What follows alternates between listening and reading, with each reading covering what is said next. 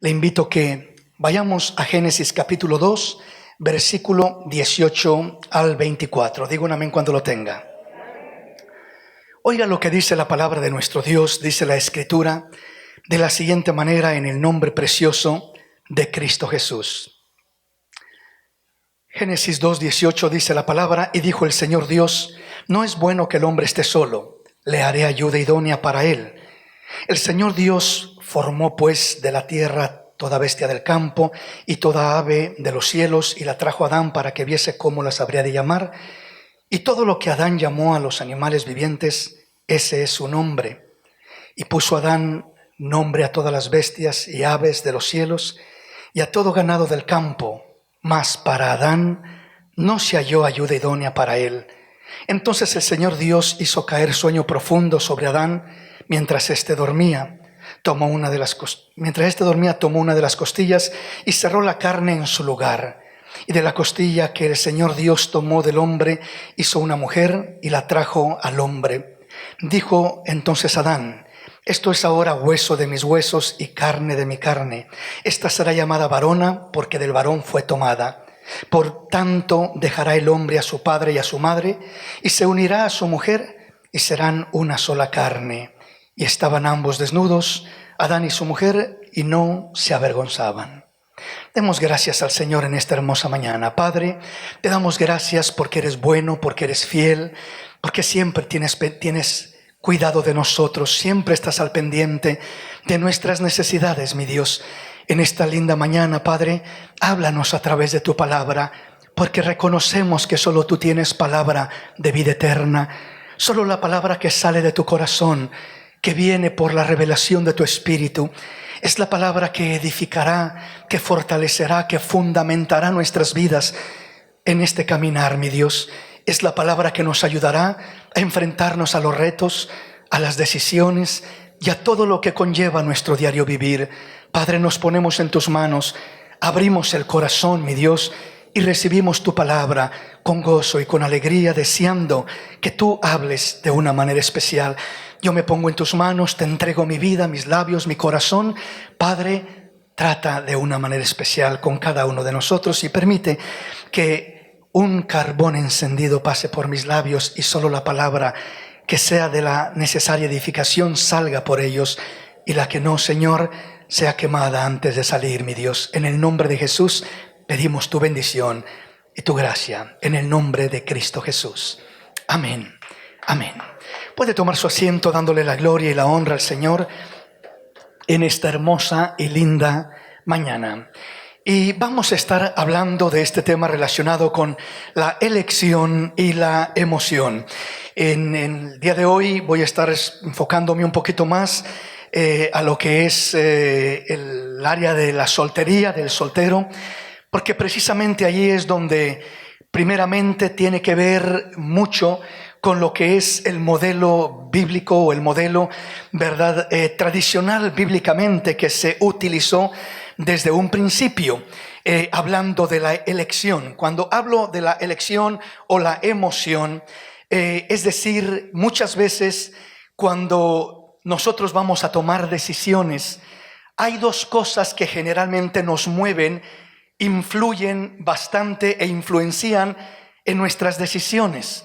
Y eso muchas veces puede ser el intelecto de una persona, o sea, cuando la persona analiza, cuando la persona razona, cuando la persona toma una decisión basada en el intelecto, es decir, analizando lo que le conviene y lo que no le conviene, y toma esa decisión basada en su intelecto. Mientras que la otra manera de elegir, de escoger, de tomar decisiones en la vida es muchas veces a través de los sentimientos, lo que siento esto, pues yo voy a decidir esto porque esto es lo que siento. Y hay muchas personas que generalmente son movidas por sus sentimientos, mientras que otras personas son más movidas por su intelecto. Eso es la base que se mueve, que utiliza para tomar decisiones, para elegir, para escoger, para dar pasos en su vida. Y yo quiero que miremos qué dice la Biblia acerca de este tema. Hay un fundamento muy hermoso a través de la palabra de Dios que vamos a ir mirando, descubriendo y entendiendo a cómo vamos ampliándonos y entrando en nuestro tema.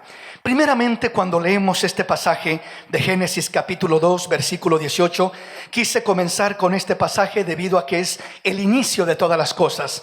Y cuando miramos este inicio, la palabra del Señor nos dice: y dijo el Señor Dios, no es bueno que el hombre esté solo, le haré ayuda idónea para él.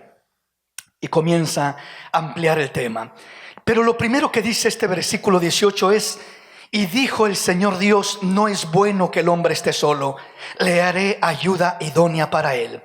Cuando miramos el principio de todas las cosas con Adán y Eva, miramos que en este caso Adán dice que cuando Dios lo formó, él comenzó a trabajar la tierra, a labrarla, comenzó a nombrar todos los animalitos del campo, comenzó a tomar autoridad y cuidado sobre aquel huerto donde Dios lo puso.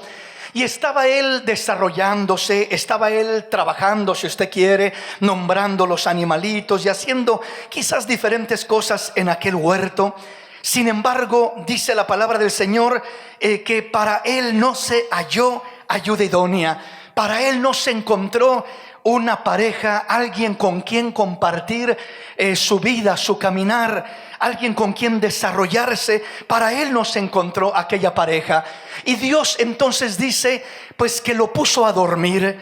Y cuando lo puso a dormir, dice que de su costilla tomó una de sus costillas y formó a una mujer llamada Eva, y cerró la carne después de tomar una de aquellas costillas. Habla obviamente figurativamente, tomó parte del ser del hombre para poder formar aquella compañera y la trajo a Adán, y ahí se forma el primer matrimonio, la primera pareja.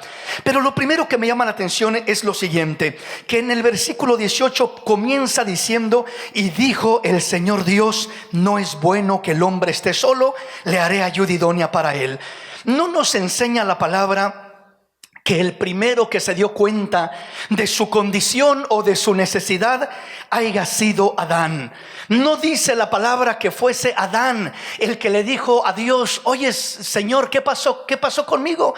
Mira, formaste los animalitos, formaste el caballito y la hembra, el conejito, la conejita, etcétera. Cada uno de los animalitos creaste el macho, la hembra, pero de mí te olvidaste, Señor.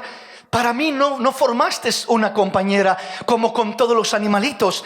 No nos menciona eso la palabra. Y si no lo menciona, lo más seguro es entender que Adán mismo no se había dado cuenta de la necesidad que tenía. Con esto le digo que antes de que uno se dé cuenta de su propia necesidad, el Dios que nos creó se da cuenta de la necesidad que tiene el hombre antes de que aún él se dé cuenta de su propia necesidad. Antes de que el hombre le diga: Dios mío, mira, se te olvidó ayudarme aquí, se te olvidó darme acá, se te olvidó esto para mí, se te olvidó, Señor. Mira, Señor, a todos les has dado, a todos les diste. Mira, a aquel hermanito ya le diste su compañera, aquel otro también, y a mí te has olvidado de mí, Señor. ¿Qué pasó, Señor? No, Dios no es un Dios descuidado, amén. Dios no se olvida de ninguno de nosotros. Si alguien se da cuenta de la necesidad que tenemos, primeramente es el mismo Dios de los cielos, antes de que uno mismo se logre dar cuenta de aquella necesidad que uno tiene. En eso podemos tener confianza, para empezar, en que Dios es un Dios bueno, es un Dios que tiene cuidado de nuestra vida, repito, y nos sabe cuidar mejor que nosotros mismos nos podemos cuidar a nosotros mismos. Él es el que conoce mejor nuestra necesidad y sabe precisamente lo que necesitamos.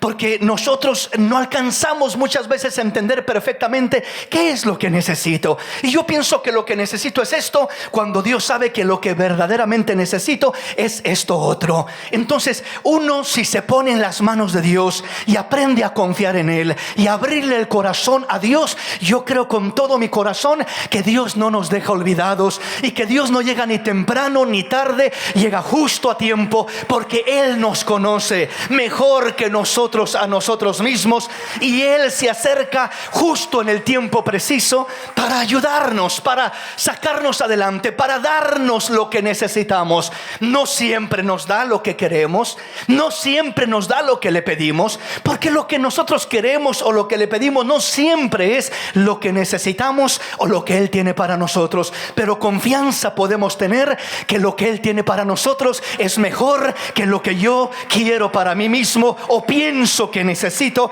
para mí mismo. Dios es el que tiene lo perfecto, lo especial para cada una de nuestras vidas. Amén, mis hermanos. Entonces, entendiendo eso, nos dice la palabra: y dijo el Señor Dios, no es bueno que el hombre esté solo, le haré ayuda idónea para él. Dios es el que se da cuenta.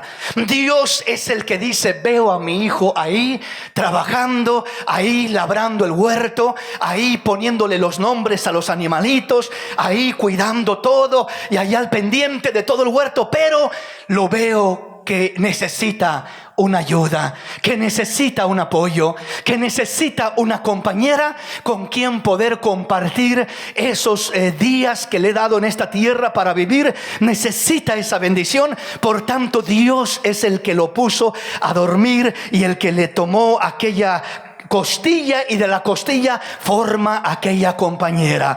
Entonces, cuando más Dios trabaja en nuestra vida, muchas veces es cuando nosotros menos nos damos cuenta. O sea, dice la palabra que Dios lo puso a dormir. Esa expresión tipifica, por así decirlo, que cuando nosotros estamos durmiendo, por así decirlo, pone a dormir nuestra carne, nuestras necesidades, todo eso que uno en veces siente que necesita. Porque cuando nuestra carne no está dormida, cuando nuestras pasiones están vivas, están completamente fuertes en nosotros, queriendo brotar, queriendo satisfacción, queriendo salir, queriendo obtener lo que ven, lo que les gusta, lo que les atrae, entonces uno corre el riesgo de dar pasos equivocados en la vida. Uno corre el riesgo de dejarse mover por un impulso, por una emoción, por una pasión, por una necesidad fisiológica, por una necesidad sexual, por una necesidad de atracción, de pasión, que siente un desborde y siente que está enamorado y esto y lo otro, y de repente esa sensación en un par de semanas, en un par de meses o en un par de años y mucho se desvanece muchas veces, porque no había una base sólida. Y lo que Dios quiere que tengamos es una base sólida. Y entre más nosotros podemos decir, como decía el predicador en Cantares: yo dormía, pero mi corazón velaba, es la voz de mi amado que llama, ábreme, hermana mía, amiga mía, paloma mía, perfecta mía. Entre más uno duerme, es decir, toma control de su naturaleza humana, pone a dormir, limita lo que son las pasiones, las emociones, que muchas veces son lo que más nos causa problemas y más nos lleva a tomar decisiones precipitadas, decisiones equivocadas en diferentes momentos de nuestra vida, que confundimos esa emoción y esa pasión con lo que es verdaderamente el amor genuino. Entonces ahí es donde Dios dice: quiero poner a dormir todo eso carnal, terrenal, y cuando tú más dormido estés, ahí yo, que conozco tu necesidad más profunda, sacaré de lo más íntimo de tu ser esa compañera, ese compañero que bendecirá tu vida de una manera especial en mi plan, en mi propósito. Bendito el nombre del Señor. Denle ese aplauso al Rey en esta maravillosa y hermosa mañana.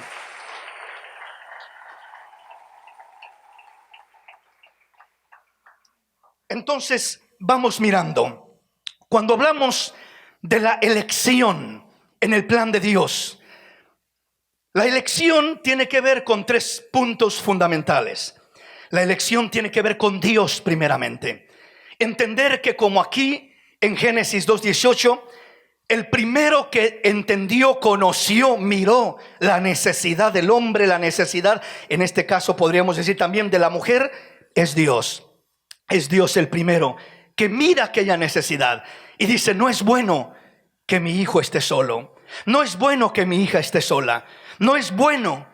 ¿Por qué? Porque lo miro, lo conozco, veo más allá, veo lo íntimo de su ser y yo sé lo que él necesita.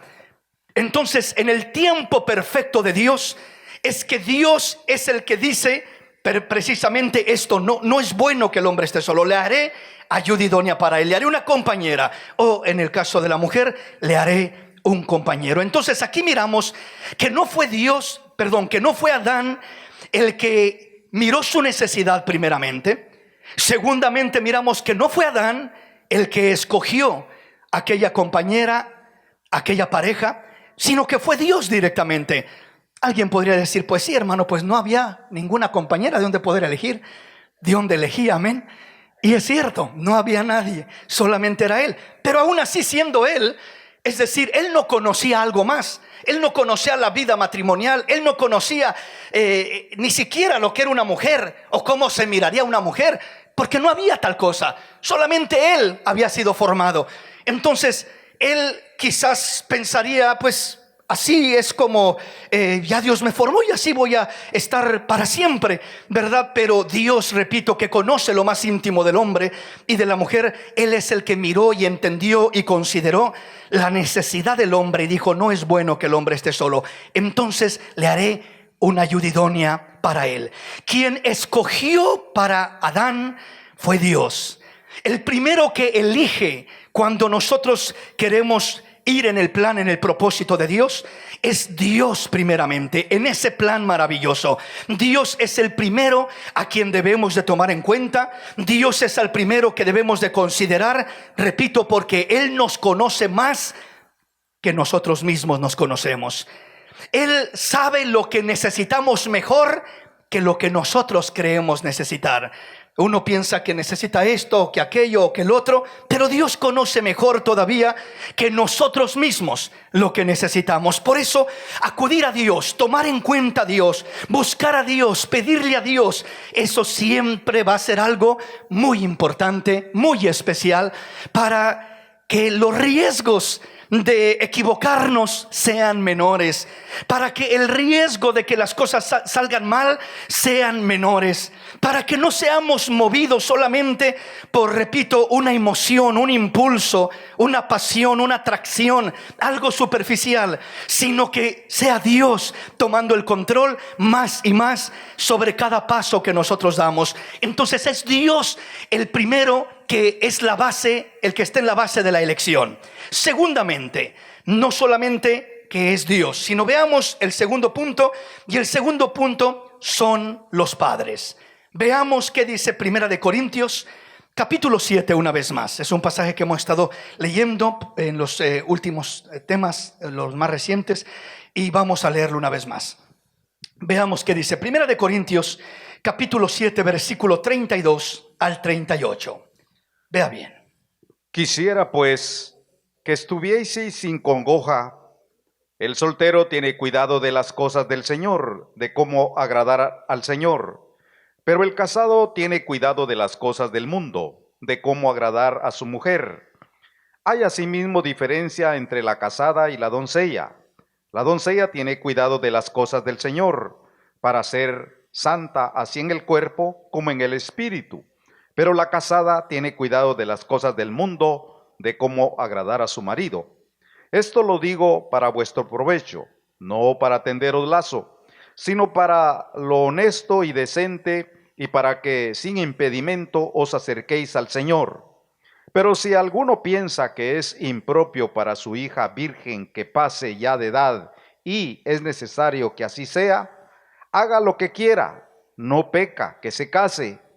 Pero el que está firme en su corazón, sin tener necesidad, sino que es dueño de su propia voluntad y ha resuelto en su corazón guardar a su hija virgen, bien hace. De manera que el que la da en casamiento hace bien, y el que no la da en casamiento hace mejor. Qué tremendo, ¿verdad?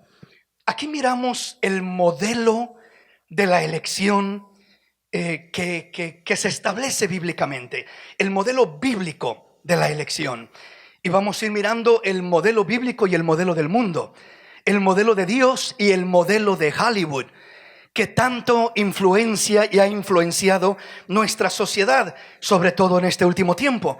Entonces, primeramente, cuando hablamos de elección o emoción, de antemano le digo que el fundamento de Dios no está basado en una emoción, sino que está basado en una elección.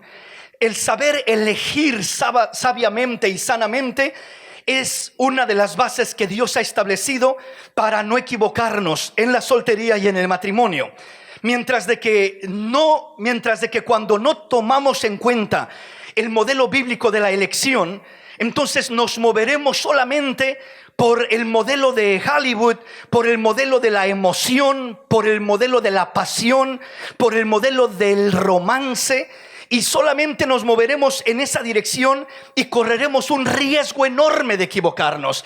Mire usted a los famosos, a los artistas, a las actrices, en su mayoría, ¿qué es el matrimonio? Es una fantasía. ¿Qué es? Es un rato de placer, es una pasión, es una emoción, es un momento de romance. Se acaba aquello y se destruyó el matrimonio, y vamos por el que sigue, y vamos por el que sigue, y vamos por el que sigue. Y algunos de ellos, ¿cuántos matrimonios llevan? 3, 4, 5, 6, no sé cuántos. Algunos creo que ya perdieron la cuenta. ¿Por qué razón? Porque no tienen un fundamento, no tienen una base sólida en los pasos que dan en ese sentido, y el modelo que usan es simplemente el modelo de la emoción. No hay un fundamento de elección correcta al dar un paso tan importante en la vida como lo es el ir al matrimonio. Entonces, primeramente le digo esto: el modelo bíblico de la elección de parte de Dios está basado en lo que es el buen testimonio de una persona, de un cónyuge, de una pareja. En pocas palabras le estoy resumiendo esto. O sea, ¿con quién me voy a casar? No está basado en el modelo de Hollywood. El modelo de Hollywood está basado en la emoción, en la pasión, en el romance. O sea, cuánta emoción siento, cuánta pasión siento, cuánto romance hay en aquella aparente relación. Entonces puede haber mucha emoción, mucho romance, mucha pasión en aquella relación de aquella pareja, pero si no hay un buen fundamento, esa emoción, esa pasión y ese romance no va a durar sino un par de años, si mucho les alcanza a durar ese fundamento. Mientras que el que elige basado en lo que es el modelo bíblico no se va a dejar llevar simplemente por una emoción o por una pasión o por un romance, sino que el fundamento va a ser un buen testimonio, que sea un buen hombre, una buena mujer, que tenga virtudes de parte de Dios, que tenga cualidades que le den cimiento y fundamento a aquel matrimonio, para que perdure, para que se mantenga, para que pueda desarrollarse y enfrentar los retos de la vida y no sufra ninguna pérdida en ese proceso. Bendito el nombre del Señor. Ahora, primero miramos el primer punto de la elección según el modelo bíblico. Y el primer punto es tomar en cuenta a Dios. Dios es el que conoce nuestra necesidad. Dios es el que mira nuestra necesidad y sabe lo que necesitamos antes que nosotros mismos. Pero segundamente, en ese fundamento, en ese modelo bíblico de la elección, el segundo fundamento es los padres. Los padres. Los padres en el modelo bíblico jugaban un papel súper importante en esta clase de decisiones que los hijos tomaban. Y lo miramos en este pasaje. Alguien dirá: hermano, eso era en el antiguo tiempo, eso era en el Antiguo Testamento, que ciertamente lo era. En muchos casos vamos a estar mirando algunos ejemplos del Antiguo Testamento, pero primeramente quiero que entendamos lo que el Nuevo Testamento dice, lo que Pablo escribe a la iglesia. Ya no es el antiguo pacto, ya no es el antiguo tiempo. O sea, ¿qué dice Dios ¿Qué dice Pablo al Nuevo Testamento, a la iglesia del presente? Ya no, repito, en el tiempo de Moisés, en los profetas, en el antiguo tiempo, no, sino estoy hablando ahora del nuevo pacto. Pablo en este capítulo de 7 de Corintios nos está hablando ya del nuevo tiempo. Y pongamos atención cómo nos lo dice. Dice: quisiera pues que estuviese sin congoja. Ya miramos lo que eso significa. El soltero tiene cuidado de las cosas del Señor, de cómo agradar al Señor. Pero el casado tiene cuidado de las cosas del mundo, de cómo agradar a su mujer. Está hablando de los diferentes compromisos y libertades entre el casado y el soltero. Hay asimismo diferencia entre la casada y la doncella. La doncella tiene cuidado de las cosas del Señor para ser santa así en cuerpo como en espíritu, pero la casada tiene cuidado de las cosas del mundo y de cómo agradar a su marido. Habla de las libertades espirituales sobre todo, y de las responsabilidades terrenales, que son mayores las responsabilidades terrenales del casado y son mayores las libertades espirituales del soltero. Eso es lo que nos dice. No significa que si eres casado no puedes servir a Dios. Solo está diciendo Pablo: entiendan el compromiso, entiendan los deberes, entiendan la responsabilidad de dar un paso de esta naturaleza. El versículo 35 dice: esto lo digo para vuestro provecho, no para tenderos lazo, sino para lo honesto y decente, y para que sin impedimento os acerquéis al Señor. Está aclarando eso. No me malentiendan, dice Pablo. No les estoy diciendo que mejor se queden solteros o que mejor se casen, sino que cada uno en su debido llamado, en su debido tiempo, en su debido proceso, cada uno de acuerdo al plan, a la voluntad y al tiempo de Dios para su vida. Entonces dice el versículo 36, de ahí quiero centrarme, 36 al 38. Pero si alguno piensa que es impropio para su hija virgen que pasa ya de edad y es necesario que así sea, haga lo que quiera, no peca, que se case. Vea usted, cuando dice, pero si alguno piensa que es impropio que su hija virgen que pasa ya de edad y es necesario que así sea, haga lo que quiera, no peca, que se case. ¿De quién está hablando? Se está dirigiendo a los padres. Está hablándole al padre cuando dice: pero si alguno piensa que es impropio que su hija virgen que pasa ya de edad y es necesario que así sea, haga lo que quiera, no peca, que se case. O sea, está diciéndole al padre que si el padre piensa, que si el padre considera que es impropio para su hija virgen que pasa ya de edad y dice, quiere casarse, dice, no hay problema, no peca, que se case. Está en la libertad, pero vea que no está dirigiendo primeramente la decisión, la elección al hijo, sino primeramente al padre. O sea, no está diciendo, si algún hijo quiere casarse y siente que ya es tiempo de casarse y quiere casarse, está bien, no peca. No se está dirigiendo al hijo, primeramente se está dirigiendo al padre. O sea, el padre es el que tenía, por así decirlo, esa autoridad y esa responsabilidad de poder considerar, de poder analizar la elección para su hijo, la elección para su hija. Por eso dice de esta manera, pero si alguno piensa que es impropio para su hija virgen, está hablando del padre que piensa que su hija virgen que pase ya de edad, dice, y es necesario que así sea, haga lo que quiera, no peca, que se case. Le está dando primeramente el consentimiento, la consideración de la elección, de la decisión a los padres antes que al mismo hijo, aunque es el hijo el que se va a casar, pero le está dando cierta libertad de elección al padre aún por encima del hijo que se va a casar. Avancemos y veamos esto. Versículo 37. Pero el que está firme en su corazón, sin tener necesidad, sino que es dueño de su propia voluntad, y ha resuelto en su corazón guardar a su hija virgen, dice, bien hace, de manera que el que la da en casamiento bien hace, y el que no la da en casamiento hace mejor. ¿A quién le está dando la decisión en este pasaje de considerar si se casa o no se casa la hija virgen o aún el joven, el varón? Es a los padres, es a los padres. La primera pregunta para uno como hijo es como que suena medio raro eso, sobre todo en nuestro tiempo, en nuestra edad, porque el modelo que se utiliza ha cambiado. Ha cambiado, en este tiempo es muy raro. Si hay lugares todavía donde los padres eligen por los hijos, eligen la compañera, la esposa o el esposo. Hay lugares muy remotos, muy aislados, pero en su gran mayoría es ya el hijo el que decide, y el hijo el que dice: pues a mí qué me importa lo que mi padre o mi madre piensen, yo soy el que me voy a casar y me sale sobrando lo que él piense o lo que ella piense. Yo voy a decidir lo que yo quiero, lo que a mí me gusta, lo que a mí me agrada.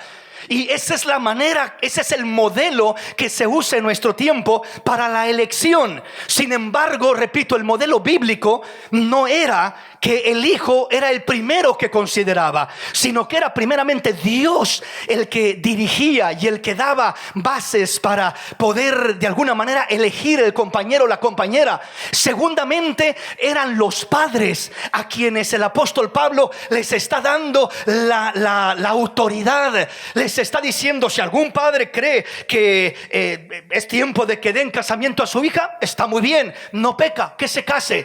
Pero si algún padre ha resuelto en su corazón que mejor se quede su hija virgen, pues dice: hace mejor todavía. O sea, le está dando la autoridad, la decisión de esa elección al padre, a la madre, no necesariamente al hijo. Esa es, repito, la elección bíblica en el sistema como venía moviéndose el desarrollo de los matrimonios bíblicamente hablando.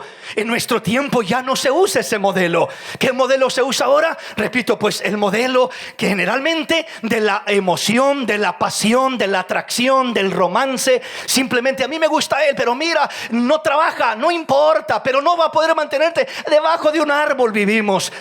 Y ya cuando están viviendo debajo de un árbol, ya no le parece muy agradable. Ya dice: ya no lo aguanto, es un irresponsable, no quiere trabajar, no quiere hacer nada, lo tengo que mantener yo. Y comienza ya a salir con todo aquello. Pero le dice mamá: pero te lo dijimos, hija, y tú te aferraste que era lo que querías, que a él lo amabas y que es lo que sentías. Y ahora estás viviendo con las consecuencias, ahora estás viviendo con el problema, y ahora tienes que lidiar con todo eso.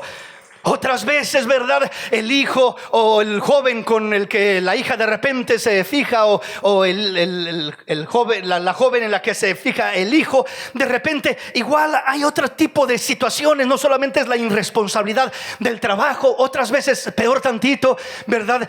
Como hijos de Dios nosotros hay un fundamento en la elección, y el fundamento es: no os unáis en yugo desigual con los incrédulos, porque qué comunión hay entre la luz y las tinieblas, entre Cristo y Satanás, entre el mundo y lo santo de Dios. ¿Qué acuerdo hay entre la luz y las tinieblas? No hay ningún acuerdo. Por tanto, tiene que ser una elección con un hijo de Dios, con una hija de Dios, que tenga temor de Dios, que ame a Dios, que respete a Dios. Ahí tiene que estar el fundamento, de acuerdo a la voluntad de Dios. Pero ¿qué pasa cuando el joven o la jovencita conoce a una joven o a un joven del mundo que anda en tantas cosas, perdido allá afuera, ¿verdad? Y trae tantas prácticas mundanas y tantas cosas negativas. ¿Y qué dice en ocasiones, ya sea el joven o la jovencita, si estamos hablando de creyente? Muchas veces dice: yo me lo voy a ganar para Cristo, yo lo voy a cambiar, yo lo voy a ayudar. Ese es un juego de palabras que no es real, es engañarnos a nosotros mismos. Si te lo has de ganar, gánatelo, pero mucho antes de que pienses en entrar en una relación con aquella persona, para que camines en un mismo sentir, para que camines en un yugo igual y no tengas esa clase de problemas, esa clase de desacuerdos. Entonces, en el modelo bíblico, como estamos mirando, Dios le habla a los padres, y es a los primeros que les dice, ¿verdad? Si tú piensas, padre, que es tiempo que tu hija se case y quieres que se case, adelante, no pecas. Pero si tú has determinado y has resuelto que tu hija no se case, entonces dice: haces aún mejor. Y le está dando esa autoridad, repito, a los padres. Entonces, ¿qué está queriendo decir, hermano? que los padres son los que deben de tomar la decisión completa en este caso, en esta situación? Bueno, primeramente estoy exponiendo lo que es el modelo bíblico de acuerdo a la palabra de Dios, cómo se venía moviendo por siglos y siglos y siglos el desarrollo de lo que es la elección matrimonial. Viene desde Génesis y viene hasta el Nuevo Testamento, todavía con el mismo fundamento. Y todo lo que miramos en el pueblo de Israel, en la práctica de aquellos hombres y mujeres que dieron pasos de esta naturaleza en el orden y en el plan de Dios, siempre fue en este modelo. Siempre fue respetando, honrando a los padres. Pero ¿por qué, hermano? ¿Por qué tengo que considerar a mi padre o a mi madre si el que me voy a casar soy yo, si el que voy a vivir con aquella persona soy yo y no él o ella? ¿Por qué tengo que hacer eso? La razón es por lo siguiente: es porque generalmente el joven, el soltero en este caso, cuando está uno relacionándose en esa etapa, sobre todo conoce a una persona, le gusta, le atrae, y comienzan las emociones, y comienzan las pasiones, y comienza el romance, y comienza todo aquello a brotar, a salir y a tomar control del corazón, de la mente, del pensamiento de la persona, que en muchas, pero muchas ocasiones ciega a la persona. Ya no lo deja mirar con claridad. Ya no lo deja mirar los errores, los defectos, las situaciones que en ocasiones no convienen, porque se va a meter en un lío tremendo porque no sé, cualquier cosa. Es un borracho, es un drogadicto, tiene esta clase de hábitos, de vicios, de problemas. Y ella dice: no importa, yo lo quiero, no importa, ¿verdad? Así como está, yo lo quiero, yo lo voy a cambiar, repito. Pero se está engañando a sí mismo, se está engañando a sí misma. No va a poder cambiarlo. Las cosas solo van a empeorar cuando se entre al matrimonio. El matrimonio no es para cambiar a las personas. El matrimonio no cambia a las personas generalmente de algo peor a algo mejor. El matrimonio no arregla los malos hábitos. El matrimonio no quita los vicios. El matrimonio no cambia nada de eso. ¿Sabe qué es lo que hace el matrimonio? Multiplica todo lo que hay en la persona. Todo lo que hay en la persona se multiplica. El Señor, cuando unió a Adán y a Eva, lo primero que les dijo es: ahora los uno, fructificad y multiplicaos. Y esa palabra de fructificad y multiplicaos se aplica a lo biológico, tanto a la familia que pueden llegar a tener aquella pareja. Pero no solamente se multiplican en familia, sino que se multiplica lo bueno o lo malo que hay en la persona. Si es impaciente, se hace más impaciente en el matrimonio. Si es enojón, se hace más enojón en el matrimonio.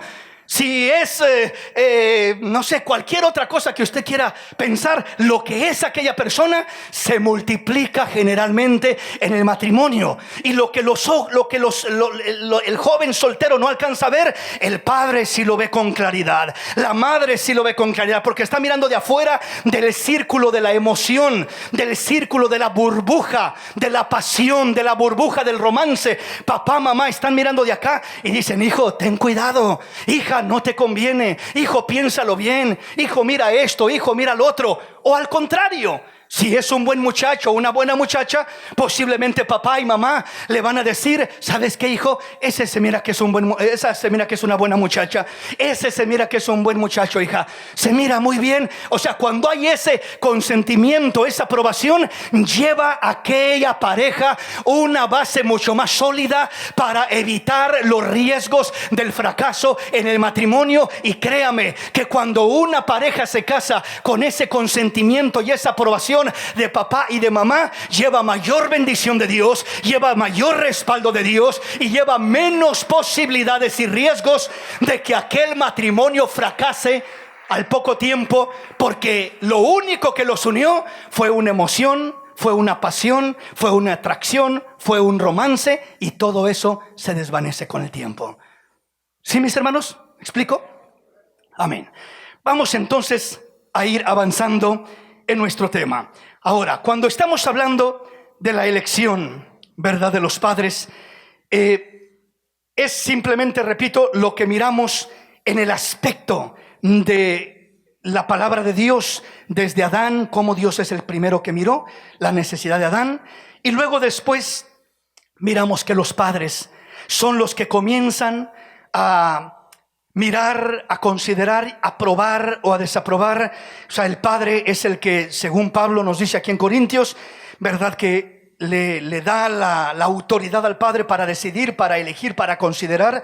Porque el padre, yo creo que en su mayoría los padres quieren lo mejor para los hijos. Yo creo que es muy raro mirar a un padre o a una madre, encontrar a un padre o una madre que en verdad lo que quiere es que la vida de su hijo sea una vida desgraciada y miserable. Eso no es común. Amén. Todos los padres dicen: yo quiero lo mejor para mi hijo. Es que yo quiero lo mejor para mi hija. Yo no quiero que le vaya como a mí me fue, dicen algunos. Yo quiero que le vaya mejor que a mí. Yo no quiero que cometa los mismos errores que yo cometí. Yo no quiero que batalle con las mismas cosas que yo batallé. Yo quiero lo mejor para él, yo quiero lo mejor para ella. Pero los hijos, cuando no entendemos en esa perspectiva correcta y bíblica y esa causa por la cual Dios establece estas bases, en veces lo miramos como que no, mi padre lo único que quiere controlar mi vida, quiere manejar mi vida, me quiere hacer que yo haga lo que él quiere y no me deja ser libre, y etcétera. Y en veces mejor se rebelan y en veces hasta se salen mejor de la casa, se van del hogar, etcétera. ¿Y cómo les va? En su mayoría, nada bien. En su gran mayoría. ¿Por qué razón? Porque no hay un buen fundamento, no hay una buena base. Siempre la manera de Dios será la mejor manera, sin importar lo que el mundo dice, sin importar cómo el mundo mira las cosas. Siempre la manera de Dios será la mejor manera. Entonces, una vez más veamos esto. El modelo bíblico, dijimos, es la elección, que tiene su base en el buen testimonio de aquella persona, tiene su base en ser igualmente, abrazar la misma fe, tiene su base en esas cualidades de quién es aquella persona, de cómo es aquella persona, por encima de lo que es, repito, una pasión, una emoción, un romance. Ese es el modelo de Hollywood.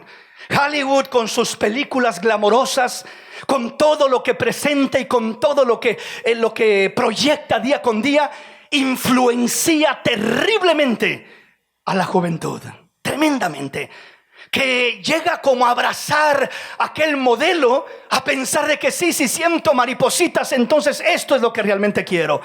Y esas maripositas en veces se convierten en buitres, en cosas que no son agradables. Ahorita sientes mariposas y al rato no sé qué vas a sentir.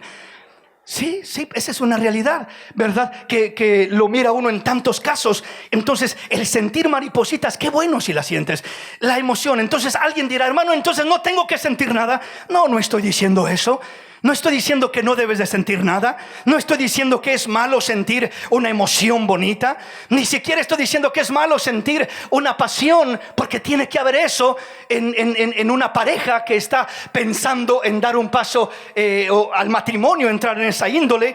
Entonces no estoy diciendo que eso sea algo malo. No estoy diciendo que sea malo que haya un romance, algo bonito en el orden de Dios en aquella pareja. No lo estoy diciendo que sea algo malo. Lo que estoy diciendo es lo siguiente: es un error poner lo que es la emoción, la pasión y el romance como la base fundamental de nuestra vida.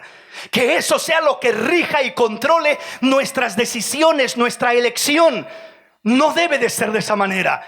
Lo que viene siendo la emoción, la pasión y el romance deben de ser el complemento que Dios trae como una añadidura cuando tenemos ya un buen fundamento de parte de Dios en nuestra vida, para poder dar los pasos que Dios nos está poniendo en el corazón que demos. Ese es el complemento, no es el fundamento. El fundamento siempre es una elección correcta basada en los principios, en los fundamentos que Dios ha establecido. Entonces, primeramente dijimos, en esa elección la base número 1 es Dios. En esa elección la base número 2 son los padres. El considerar, el analizar. El joven sabio, el hijo sabio y entendido siempre tomará en cuenta a sus padres en una elección, en una decisión como esa. No estoy diciendo que directamente, ¿verdad? Simplemente lo haga solo basado en lo que papá o mamá le dice, aunque en el tiempo antiguo sí era así. se casaban de esa manera, ¿verdad? Muchas veces ni siquiera conocía el joven a la joven, simplemente ya la apartamos para ti, ya lo apartamos para ti, y terminaban casándose aquella pareja. Y lo que eran el porcentaje de divorcios, de fracasos, era súper más bajo que lo que es en este tiempo de los matrimonios que se casan, repito, basados en la emoción, en la pasión, en el romance, etc. Aún en este tiempo, lo que son los judíos ortodoxos, que son los más apegados a todavía seguir el mismo lineamiento bíblico del pasado, muchos de ellos todavía siguen operando igual, siguen todavía estableciendo esas bases, y es papá quien elige, ¿verdad?, a la futura esposa de su hijo, y igualmente son los padres los que se ponen de acuerdo, los que hacen la planificación, etcétera, y a su debido tiempo pues dicen: es el tiempo para que esta pareja se une en matrimonio. Y aunque a los ojos de nuestra sociedad o a nuestro tiempo como que no tiene sentido, no coincide, y uno dice: pero hermano, eso ya es anticuado, ¿cómo cree? Ya no es como se mueven las cosas. Es cierto, nuestra sociedad ha cambiado. El método, repito, de este tiempo es el romance de Hollywood. Simplemente, ¿verdad?, la atracción, la pasión, aquella sensación de emoción, y listo. Eso es lo que se necesita para un matrimonio. Eso nunca ha sido, nunca fue y nunca será el fundamento real y sólido que viene de parte de Dios. Y necesitamos entenderlo, conocerlo, para que podamos hacer mejores decisiones, mejores elecciones en nuestra vida y en nuestro caminar. Dele ese aplauso al Señor.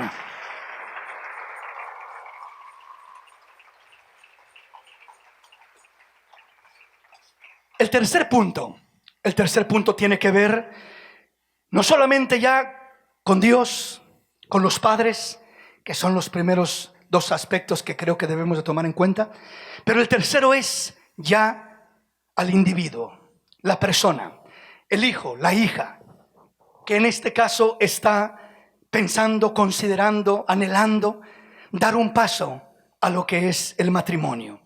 Cuando está aquel hijo, aquella hija con ese deseo, con ese plan, repito, lo primero es que busque a Dios para que Dios le guíe, le dirija. Lo segundo es que escuche el consejo de los padres para que evite los riesgos más grandes de equivocarse y fracasar. Pero lo tercero es que esa elección que va a hacer tenga un fundamento más sólido en lo que viene siendo el analizar, repito, el testimonio de la persona, el caminar de la persona con la que estoy considerando entrar en un compromiso más grande de matrimonio. Considerar, no considerar ni poner la base, repito, de mis emociones, de mis sentimientos, de mis pasiones, sino poner la base de poder mirar con mayor claridad el caminar, el desarrollo de aquella persona. En otras palabras, cuando hablamos de la elección según Dios, la persona, el individuo, el joven, la jovencita que va eventualmente a tomar una decisión, la va a tomar escuchando a Dios primero. Segundo, la va a tomar escuchando a sus padres para evitar riesgos, considerando el consejo que le den. Y terceramente, la va a tomar no dejándose mover simplemente por la emoción que siente, la pasión que siente, el gusto que siente, sino por, repito, el testimonio de la persona. Esto tiene que ver con ser una persona temerosa de Dios, con ser una persona de buen testimonio, como ya lo dijimos, ser una persona trabajadora, ser una persona responsable. Son fundamentos básicos que debe de tomar en cuenta uno antes de cualquier emoción o sentimiento o pasión que pueda sentir en su humanidad. El entender que esa persona sea una persona con disponibilidad, es decir, no una persona arrogante, no una persona aferrada a siempre tener la razón o a siempre lo que yo digo y solo lo que yo digo y tiene que ser como yo digo, punto y aparte. Entonces tiene que haber disponibilidad para analizar, para cambiar, para entender que en ocasiones nos equivocamos, que no siempre tenemos la razón, aunque por naturaleza, en el propio entendimiento, todos creemos siempre tener la razón. Todos. Esa es nuestra naturaleza. No, es que esto debe de ser así por esto y esto, y cada quien es sabio en su propia opinión, es sabio en su propio razonamiento. Pero dice el Señor: no seas sabio en tu propia opinión. Teme al Señor y apártate del mal, y yo te enseñaré, y yo te dirigiré, y yo te mostraré el camino por el que debes de andar. Bendito el nombre del Señor. Entonces, en esa disponibilidad Dios trabaja, Dios moldea a la persona. Una persona que se deja moldear es una persona que es una materia prima, es una tierra trabajable para ser moldeada y para que pueda ser una bendición el día que entre en aquella etapa del matrimonio. No solamente la disponibilidad, sino la humildad. La humildad es algo tan importante, tan fundamental. Y hablábamos en los temas anteriores que la humildad tiene mucho que ver con el aprender uno a reconocer sus errores. La persona más humilde no se describe por cómo se viste. No, se viste muy sencillito, por eso es muy humilde. Hay personas que dicen por ahí, las puede tumbar el hambre y las puede levantar el orgullo. O sea, en otras palabras, no consiste en que vistamos muy sencillamente, no consiste en que no tengamos dinero, porque hay gente que tiene dinero y es humilde. Y hay gente que no tenemos dinero y nos falta la humildad. ¿Sí me explico? Presumimos de lo que no tenemos, nos jactamos de lo que no tenemos, aparentamos lo que no somos. Y hay otra gente que tiene en verdad y anda ahí muy sencillita, como si no tuviera nada. O sea, entonces no necesariamente la apariencia lo es todo, sino uno de los puntos importantes de la humildad es el aprender a reconocer nuestros errores. Entre más una persona sabe reconocer sus errores, eso describe a esa persona como una persona verdaderamente humilde a la manera de Dios, humilde a los ojos de Dios. Bendito el nombre del Señor.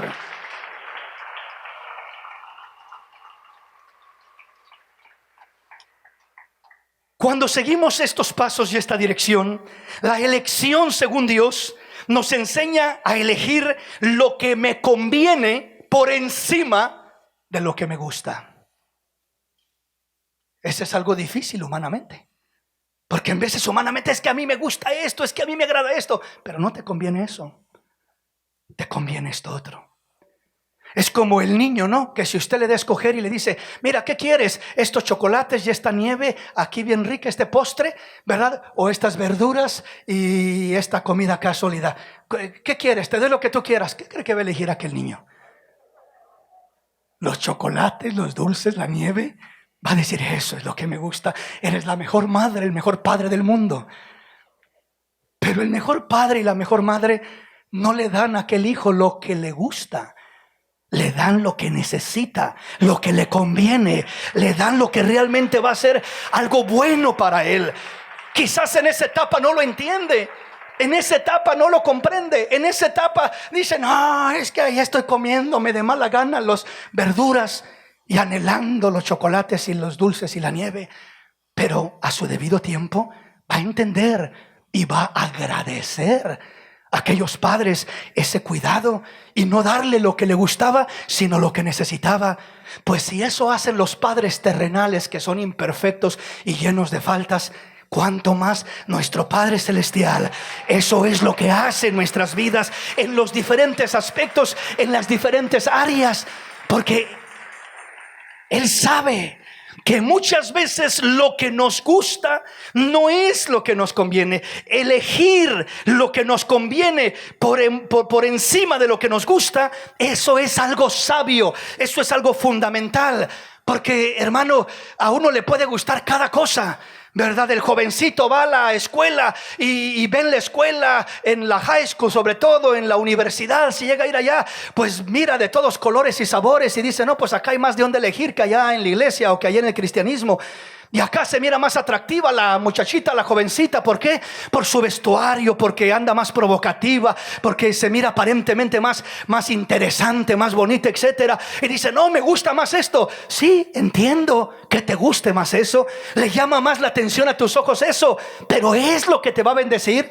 Es apariencia en su mayoría. No va a traer la satisfacción, el contentamiento y el fundamento que realmente necesitas. Antes de lo que te gusta, piensa en lo que te conviene, en lo que Dios quiere para ti, en lo que te va a traer una bendición real, hermosa y bendecida verdaderamente sobre tu vida. Entonces ese es el fundamento, elegir. La elección tiene la base de elegir lo que nos conviene por encima de elegir lo que nos gusta. Ahora, si me conviene y me gusta, pues qué mejor, ¿verdad? Ahí está el paquete más completo. No estoy diciendo tampoco que se tiene que casar el joven con alguien que no le guste, porque va a ser también un martirio eso, ¿verdad? Entonces no estoy diciendo eso. ¿Qué estoy diciendo?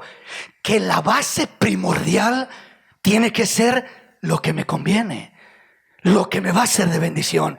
Y que me guste es un complemento, no es un fundamento. Porque si mi fundamento es que me guste, y ya si me conviene o no, ya es pues un complemento. Y pues es decir, si me conviene o no, es un complemento. Entonces no me conviene mucho, pero no importa, me gusta mucho. Tengo el orden equivocado. Tengo las prioridades fuera de orden, fuera de lugar. Nunca tiene que regir lo que me gusta a lo que me conviene. Siempre tiene que regir lo que me conviene primero y complementado por lo que me gusta. Me conviene, esa es la base. Ahí debe de estar mi fundamento. Ahí debe de estar mi atención. Ahí debo de tener mis ojos puestos. Ahí tengo que analizar primero. Ya analicé, ya consideré, ya oré, ya recibí el consejo, la orientación de mis padres en lo que me conviene, y ya hay una aprobación, me conviene. Entonces ya el complemento es ¿me gusta o no me gusta? ¿Verdad? ¿Me gusta? Ah, sí me gusta. Ese es un complemento, es algo extra, es una añadidura. Como dice la palabra, busca primero el reino de Dios y todo lo demás vendrá por añadidura. Si buscas primero lo que te conviene, Dios terminará dándote también aún lo que te gusta. Te complementará de las dos maneras, pero primero buscando honrar a Dios, honrar a mis padres y elegir algo que honraré mi propia vida, bendeciré mi propia vida. Y repito, esto tiene que ver más con la elección que con la emoción. Al mundo entero lo que lo mueve es la emoción. Por eso está de cabeza para abajo. Por eso hoy se aman y mañana se aborrecen. Por eso hoy se prometen amor eterno y mañana no se pueden ver. ¿Por qué razón? Porque tienen fundamentos en la arena. Sobre la paja no hay solidez. Entonces siempre, repito, tenemos que poner por encima lo que nos conviene, y ya lo que nos gusta complementa lo que nos conviene. Amén. Entonces analizo, ¿me conviene o no me conviene? Pues no me conviene, aunque me guste mucho. Mejor lo hago a un lado. Mejor no me dirijo por ese camino, porque al último no voy a terminar disfrutando como pensaba que iba a disfrutar. Amén, mis hermanos. El tiempo se nos está yendo, se nos ha ido, mejor dicho. Y creo que aquí nos vamos a detener y ya continuaremos con la ayuda de Dios, ¿verdad? Para no alargarme demasiado y respetar el tiempo de cada uno de los presentes. Amén. Así que vamos a ponernos de pie en esta hermosa y linda mañana y vamos a darle gracias a Dios